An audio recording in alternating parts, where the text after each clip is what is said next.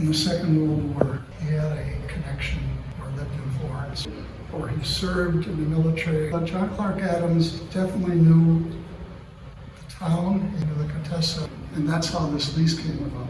And then he sold the idea at Syracuse University, and at that time, I don't know if Syracuse had any exchange programs. So he sold the idea and brought the first group over in the fall and brought us over by boat. And there was an orientation on the boat. So Italian language, but also some cultural classes. He somehow connected with the Experiment International League. And they set up all the housing. A group in Vermont that was actually sending Americans or whoever into Europe to live with families. We got to know each other quite well because we're on the boat forever, 5-6 days. And so we knew each other when we got here. We knew Professor Adams. Someone else may have been traveling with him. The art history course was in the Uffizi. Dr. Adams loved Italy, loved Italian. He pointed out carefully how very few foreigners can speak Italian like Italians. And the story he always told is that during the war, the way the Germans found collaborators is by how the Italian was spoken.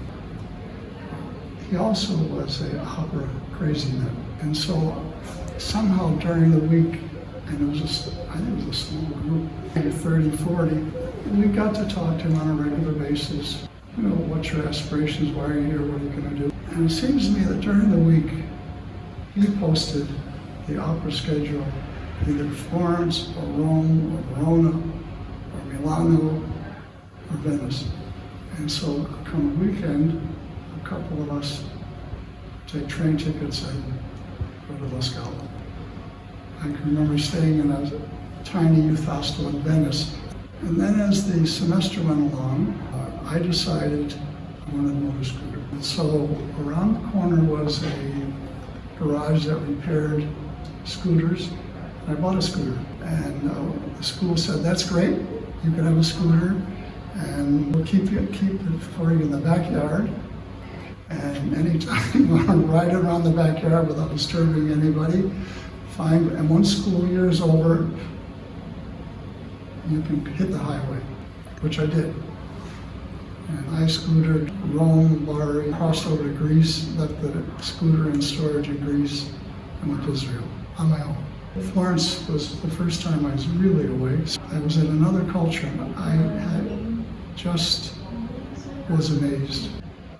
And we learned very quickly not to compare Italy to America.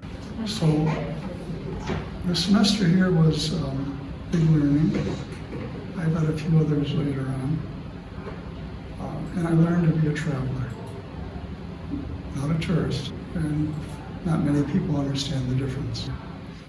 The claim is that a traveler gets a deeper, richer experience of the place that they're in. It was the beginning of exploring over the years and found out that I didn't have to speak the language where I was, as long as I understood the body language.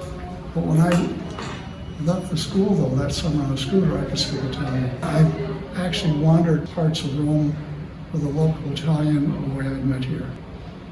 So it's been quite a journey.